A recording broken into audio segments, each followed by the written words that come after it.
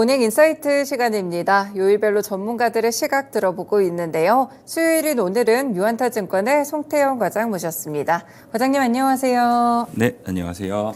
네, 저희 뉴욕 증시 먼저 흐름부터 좀 보겠습니다. 또다시 상승하면서 계속해서 이번 주 내내 올라가는 모습을 기록하고 있는데요. 어떤 점들을 주목해보면 좋을까요? 일단 미국 증시가 7거래일 연속으로 상승을 했던 부분이 있었어요. 네. 그 전에 이제 하락을 시켰던 주요 원인을 보게 되면 금리에 대한 부분이었었는데 네. 그 금리에 대한 방향성이 이제 하방으로 본격적으로 좀 내려가는 네. 모습, 조금 우려가 됐던 부분이 10년 국채 금리가 이제 5%에 육박을 했던 부분이 있었었는데 그것이 어느새 한 4.59 이 정도까지 네. 내려오게 되면서 이제는 금리 인상에 대한 부분이 정말 종결이 되는구나. 이러한 부분이 시장에 많이 하락을 했던 부분에 되돌림이 나오고 있다라고 보시면 될 것 같고요. 네. 지금 그러한 부분이 많이 나오다 보니까 시장에서도 의견은 상당히 엇갈려요. 지금 이것이 공매도가 쇼크오버가 나오게 되면서 일시적으로 상승을 한 것이다 네. 라는 의견이 일부 있고요.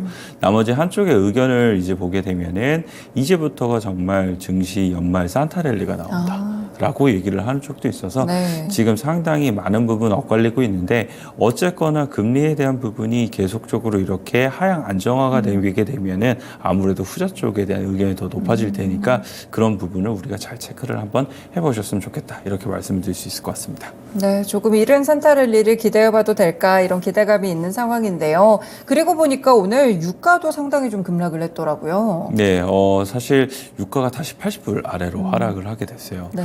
그 전에 120불, 많게는 250불까지도 가겠다라고 그쵸. 얘기를 했던 부분이 있었었는데 이것이 어느새 80불 언더로 내려갔던 부분이 있었었는데 가장 큰 원인을 이제 보게 되면은 중국에서 경제 지표 관련돼서 계속적으로 좀 좋지 못하다라는 네. 평가를 받았습니다. 이 부분이 사실상 이제 원유에 있어서는 더욱더 중요한 부분이 수요보다는 공급 측면이었었는데 이번에는 수요에 대한 부분이 다소 침체가 될 수 있다. 여기에 네. 이제 자극을 갖게 되면서 더욱더 하락이 나왔던 부분이 있었다라고 보시면 될 것 같고요.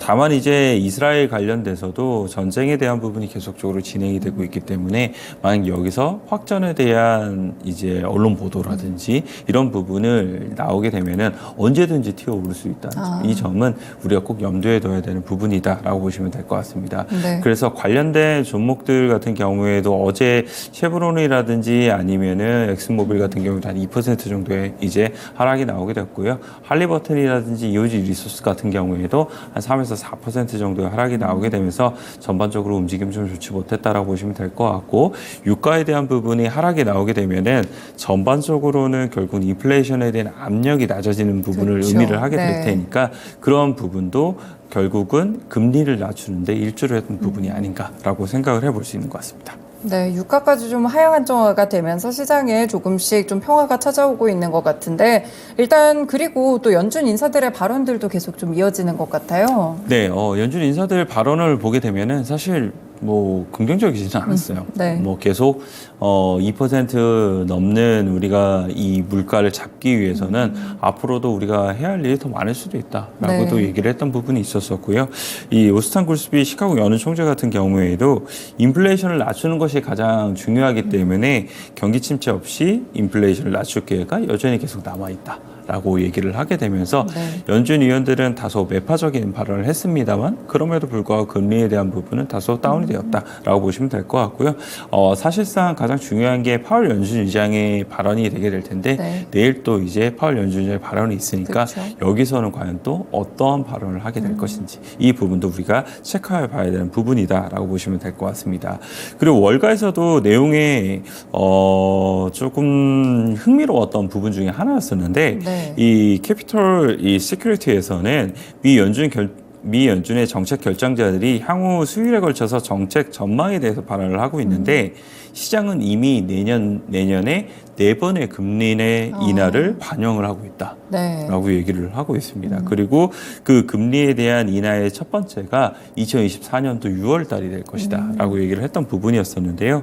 이 부분이 과연 정말 이루어지게 될 것인지 그리고 더욱더 많은 이제 월가의 의견들이 이쪽으로 몰리게 됐을 경우에는 이러한 금리에 대한 부분이 더욱더 빠른 속도로 하방이 나오기 시작을 하게 될 거고 증시는 이해와 반대로 더욱더 좋아질 수도 있을 테니까 네. 이런 부분을 우리가 계속 봐야 되는 부분 포인트 중에 하나에 대한 말씀을 드릴 수 있을 것 같고요.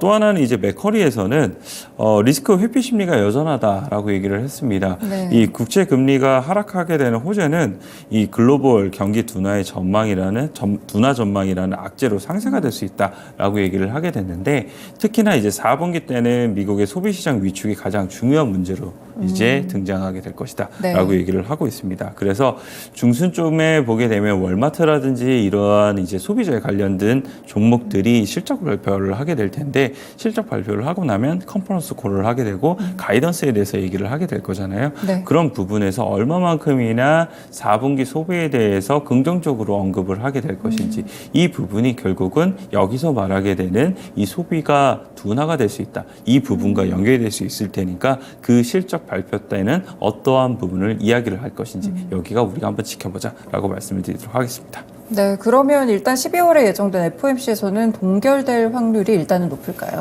동결 확률이 상당히 많이 올라왔어요. 다시 한 번 더 90% 이상 올라왔다라고 네. 보시면 될 것 같고요.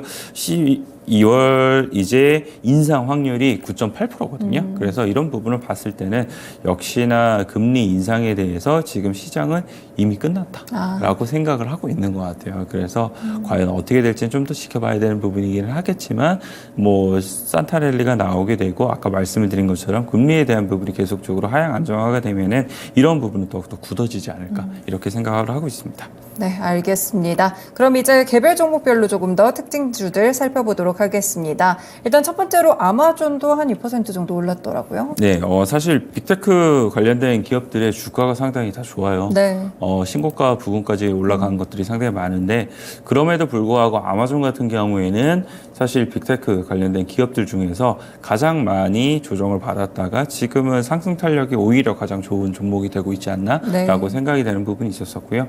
3분기 실적이 사실 잘 나온 이후에 그 이후에도 계속적으로 아마존 관련돼서는 더욱더 긍정적인 월가의 의견들이 상당히 많아지고 있다라고 보시면 될 것 같은데요. 네. 이 UBS 같은 경우에도 보게 되면은 이 광고 매출의 부분이라든지 아니면 긍정적인 4분기 가이던스 그리고 이제 AWS 관련돼서도 견조한 성장을 보이고 있기 때문에 이런 부분이 실적적인 측면을 더욱더 돋보이게 만들었다라고 얘기를 하게 됐었고요.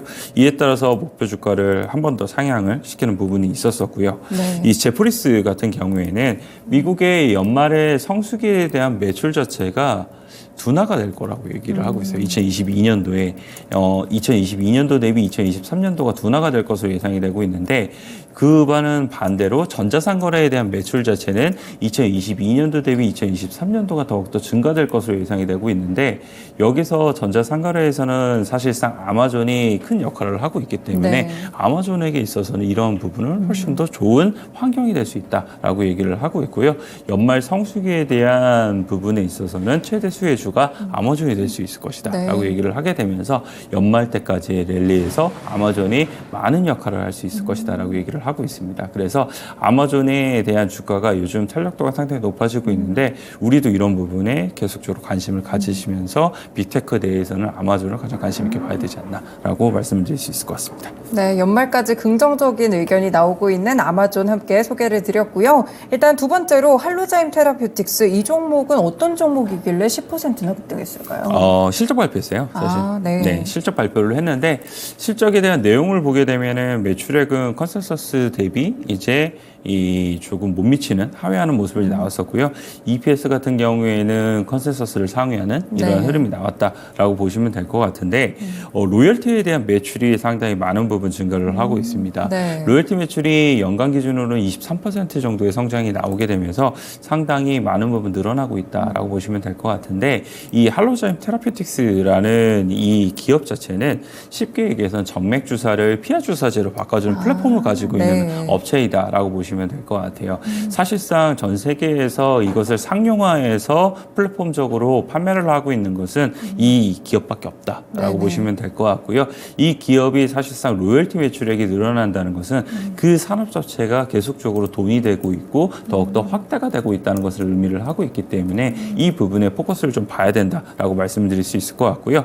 총 상용 제품의 수 같은 경우에도 7개로 확대가 되게 되면서 더욱더 많은 병증이라든지 이런 쪽으로 이런 부분이 확대가 되고 있다라고 보시면 될 것 같고요. 컨퍼런스 콜에 대한 내용을 보게 되면은 알츠하이머 시장 관련돼서도 진입에 대한 가능성에 발표된 부분이 있었습니다. 그래서 이런 부분이 충분히 이제 암적인 부분에서만 나오는 것이 아니라 더욱더 알츠하이머라든지 다른 쪽으로에 대한 부분도 늘어나고 있을 테니까 이런 부분에 대한 확장의 가능성은 더욱더 무궁무진해지고 있다라고 보시면 될 것 같고요. 네. EPS 가이던스 같은 경우에도 그 이전보다 조금 더 상향 조정을 하게 되면서 보다 더 이제 상승폭을 키웠던 부분이 있었었는데 사실 할로자임 테라피틱스 같은 경우에는 국내에서 알테오젠이라는 업체와 많이 비교가 되고 있는 네, 업체 중에 하나예요. 그렇더라고요. 네. 사실 할로자임 테라피틱스 같은 경우에는 아까 말씀을 드린 것처럼 이미 이것을 상용화하게 되면서 매출액이라든지 이런 부분이 더욱더 많은 부분 나오고 있었었는데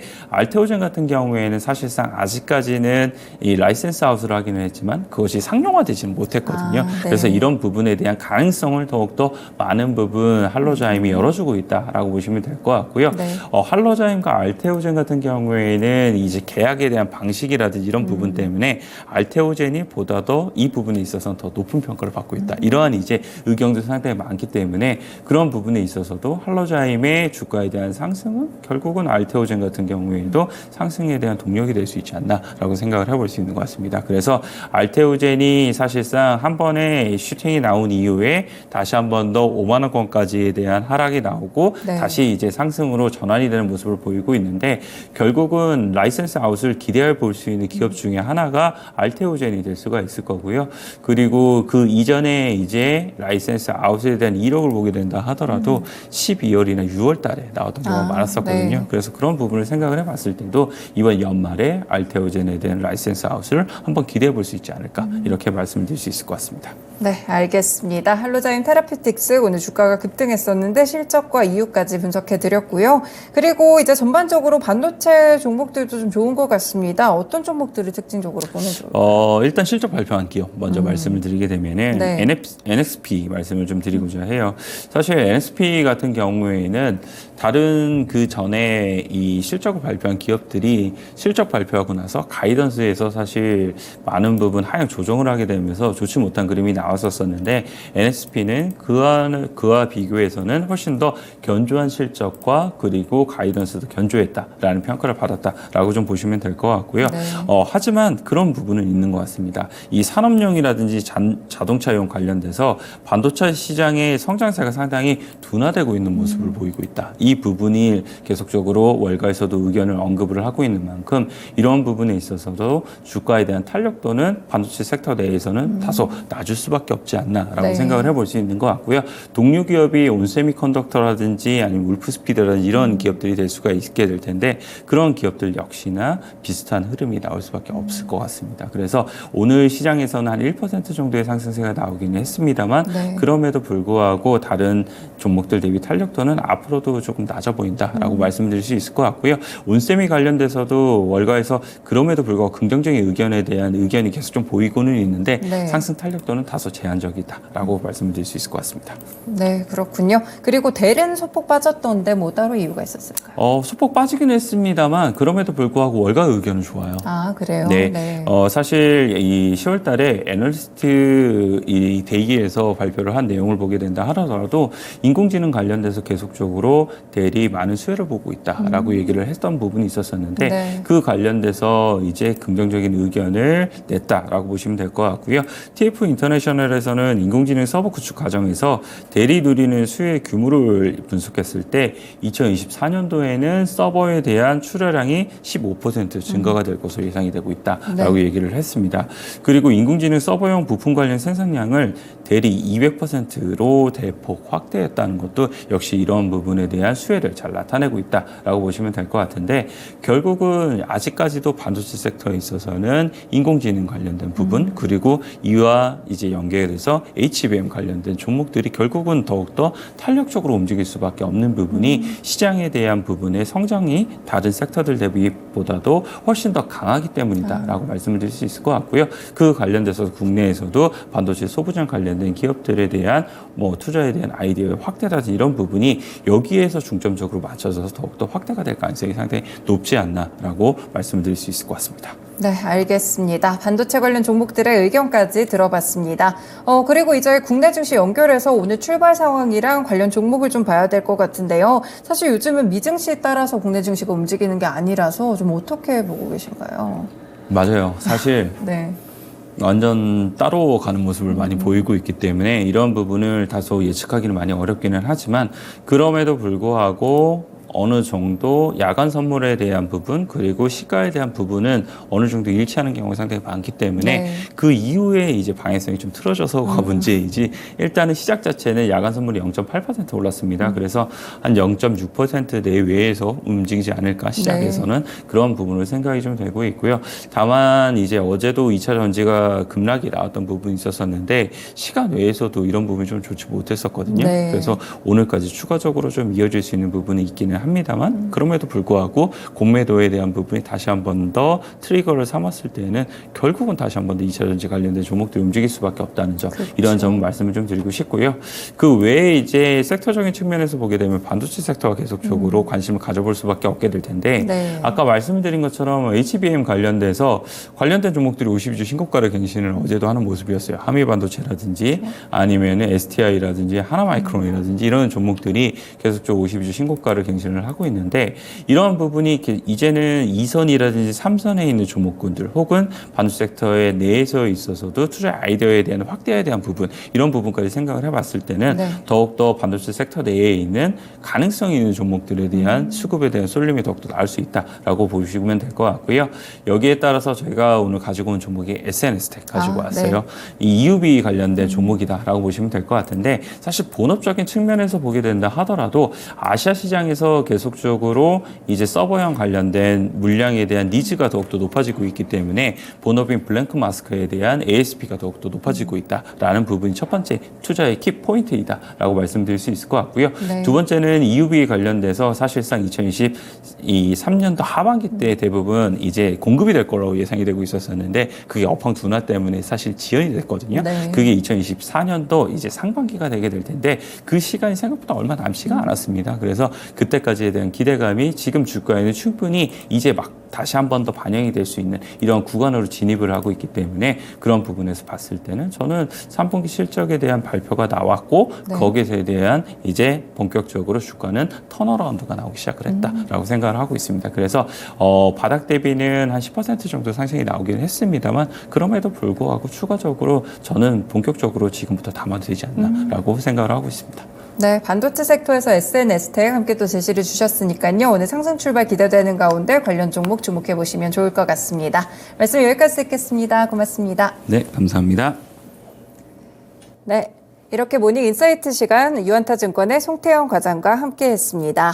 일단 국내 증시 개별적으로 이틀간 이번 주 움직였었는데요. 이제는 미국 증시의 상승분을 좀 반영할 수 있는 시기가 올지 오늘 주가 흐름 체크해 보시면서 실적 발표까지 꾸준하게 주목해 보시길 바라겠습니다. 지금까지 다양한 투자 판단에 도움이 되는 말씀들 전해드렸는데요. 특정 종목의 상승과 하락을 보장하지는 않습니다. 모닝쇼 마치겠습니다. 오늘 하루 성공 투자하세요. 고맙습니다.